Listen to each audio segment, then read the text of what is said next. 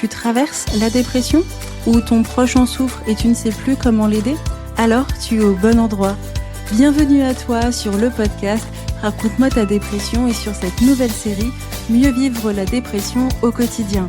Moi, c'est Manuela, ancienne dépressive devenue thérapeute. Ici, je te partage mes meilleurs conseils, simples et concrets, pour toi qui vis la dépression et pour toi, cher proche, qui veut soutenir sans t'épuiser.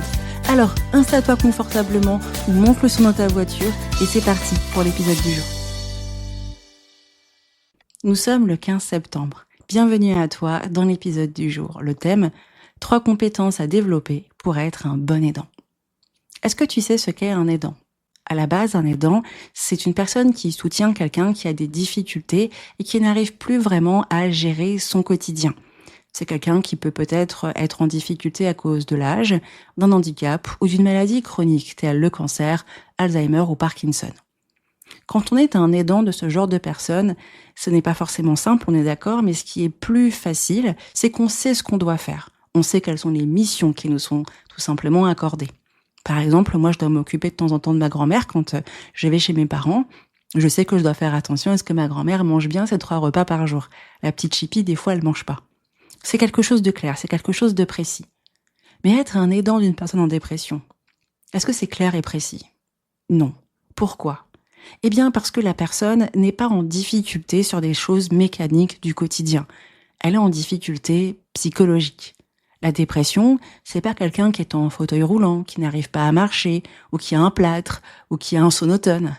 C'est quelqu'un qui a un problème psychique. Et son comportement est très déroutant. C'est quelqu'un qui va nous amener à un comportement désagréable, pas à cause de la maladie, comme quelqu'un qui peut avoir Alzheimer, mais parce que la dépression entraîne du rejet, de la perte de sentiments, de la distance, de l'irritabilité. Et en fait, face à quelqu'un qui a Alzheimer pour lequel on va voir, quelqu'un qui est en dépression, c'est pas forcément toujours visible.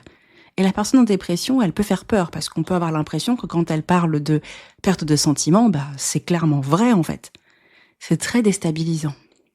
Et puis, la personne, elle n'a pas forcément besoin de choses pratiques quelquefois. Courses, repas, organisation, gestion des enfants, elle sait le faire. Et c'est surtout un soutien moral. Et c'est ça qui n'est pas évident. Faut pas avoir peur de dire que aider quelqu'un qui est en dépression, ce n'est pas simple. Et je suis celle qui le dit car j'ai vu à quel point mon entourage, surtout mon conjoint, a eu beaucoup de mal à gérer la situation. Alors, ce qu'on oublie, c'est que quand on est face à quelqu'un qui est en dépression, c'est pas face à quelqu'un qui a perdu de l'autonomie.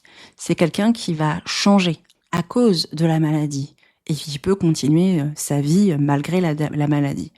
Alors, être un aidant, ça nous demande de savoir faire des choses pour se préserver dans ce rôle. Imagine la scène suivante. Tu es aidant d'une personne âgée, de ma petite grand-mère. Qu'est-ce que tu dois apprendre ? Tu sais faire les courses, tu sais faire à manger, assez équilibré, tu vois à peu près comment l'aider au quotidien, tu n'as pas vraiment de compétences à apprendre. Et quand tu te rends compte que tu as justement plus les capacités pour t'occuper de cette personne, il y a des services à disposition. Est-ce que ça marche comme ça face à la dépression ? Non. Et c'est ça qu'on oublie. C'est qu'en fait, il faut développer des compétences. Des compétences pourquoi ? Pour apprendre à gérer le fait que la personne qui est instable émotionnellement à cause de la maladie va avoir un impact sur nous. Le but des compétences, c'est pas pour gérer la dépression de la personne, c'est à la personne de gérer sa dépression.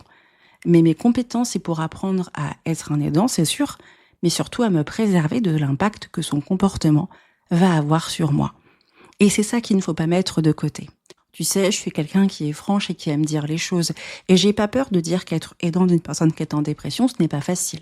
Et que cela peut avoir un très lourd impact sur soi.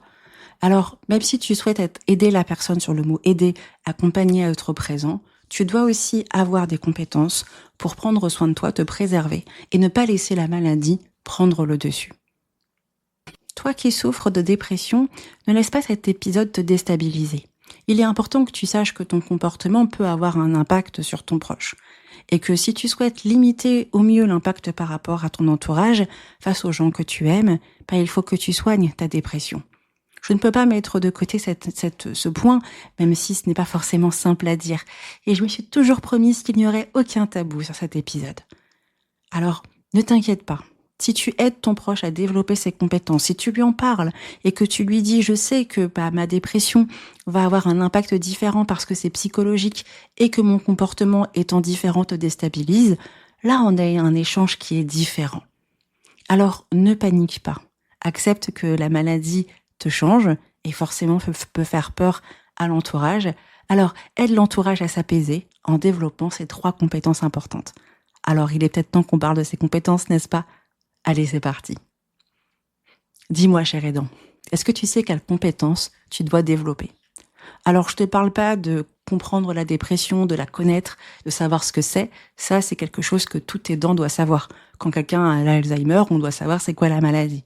Là, je te parle juste plus des choses que toi, tu dois savoir faire pour te préserver. La première, savoir rester stable émotionnellement. Quand on est un aidant et qu'un partenaire vient nous voir et nous dit je crois que je ne t'aime plus, ou je crois qu'à cause de toi, je suis en dépression, méchant parent, ça peut être déstabilisant, n'est-ce pas ? Face à quelqu'un qui est d'une certaine manière instable, puisqu'il y a ce qu'on appelle un trouble de l'humeur, tu dois avoir la capacité, toi, à rester stable face à cette personne qui pourrait facilement te déstabiliser. C'est quoi le problème ? Imagine ton enfant vient te voir et te dit « Voilà, tu m'as pas assez aimé quand j'étais petite et à cause de ça, je suis en dépression. » D'une certaine manière, ça peut te déstabiliser. Et la première chose que tu peux dire, après tout ce que j'ai fait pour toi, c'est ce que tu es en train de me dire, mais je suis ta mère, je suis ton père, tu peux pas dire ça. Là, tu rentres malheureusement dans l'instabilité de la personne. Par contre, si tu restes stable et que tu régules ce que tu ressens comme émotion, ça ne veut pas dire que tu ne vas pas rebondir sur le sujet, mais que tu vas rebondir avec plus d'équilibre. D'accord, ok, écoute, c'est pas forcément facile à entendre ce que tu viens de me dire, mais là, on va en discuter. Dans quel contexte tu as appris ça ? Qu'est-ce que c'est ? Raconte-moi ce que tu penses et moi, ça me permettra de voir ce que je peux faire pour t'aider. Est-ce que je dois m'excuser ou est-ce que je dois t'expliquer des choses ? Le simple fait de te réguler permet d'éviter de tomber dans des escalades de disputes, d'incompréhension, de peur de l'abandon, de peur du rejet, etc. Alors la stabilité émotionnelle, t'inquiète pas, c'est un mot qui peut faire un petit peu peur. On parle aussi souvent d'indépendance émotionnelle. En fait, c'est tout simplement le but de ne pas te laisser déstabiliser par ton proche.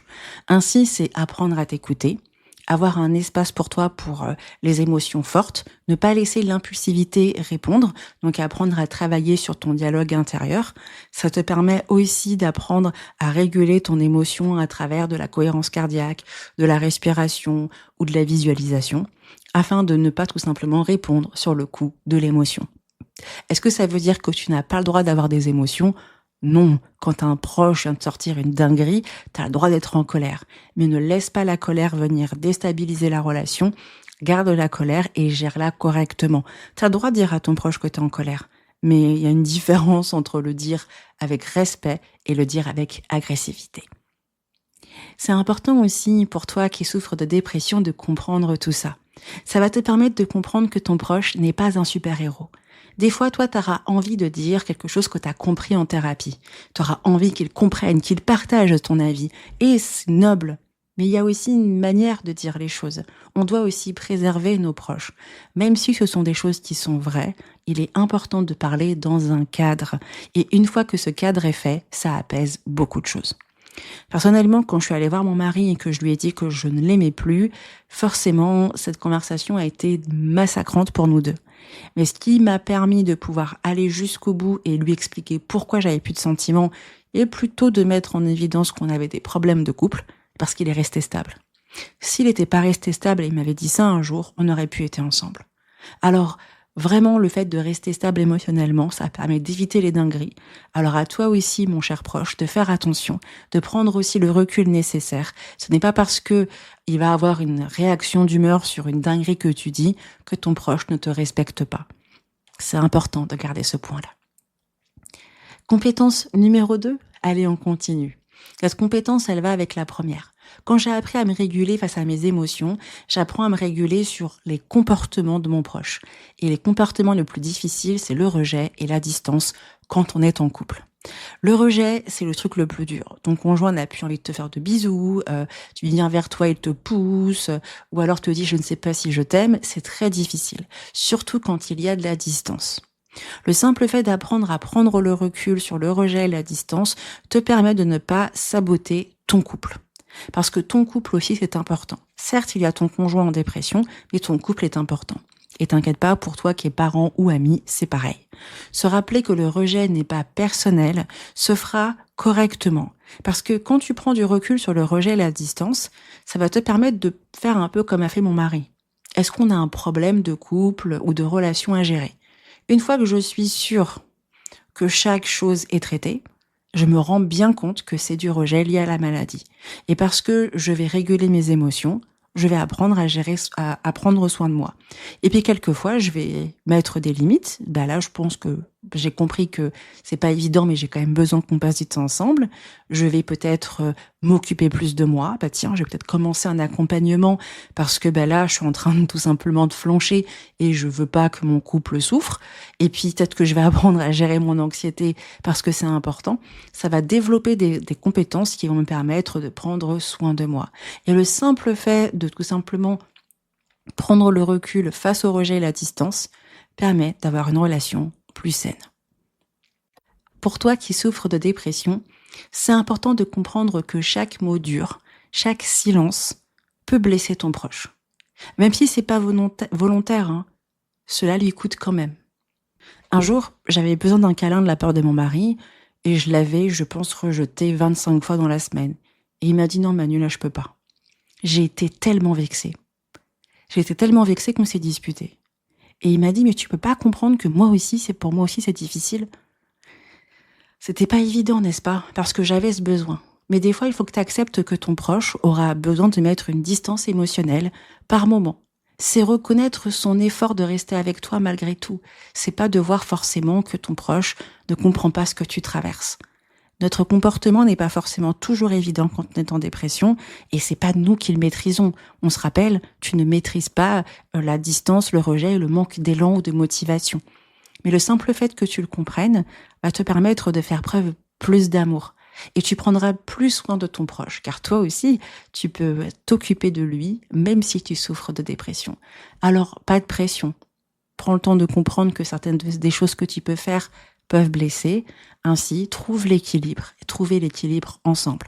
Et pour cela, quand il y a eu des moments difficiles, c'est le moment de s'excuser, de repasser des bons moments ensemble, de se faire des petits câlins, de rigoler ou même de se faire des cadeaux. Moi, j'aimais bien faire des cadeaux à mes proches quand je faisais des dingueries.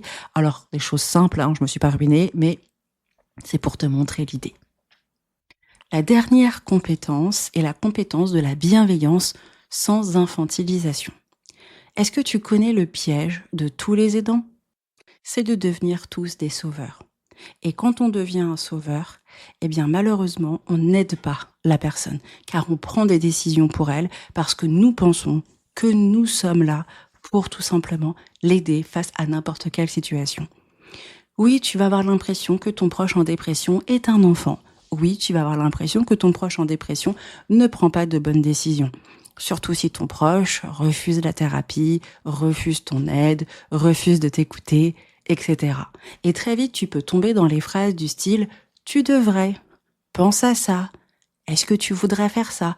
Et là, on tombe dans le piège.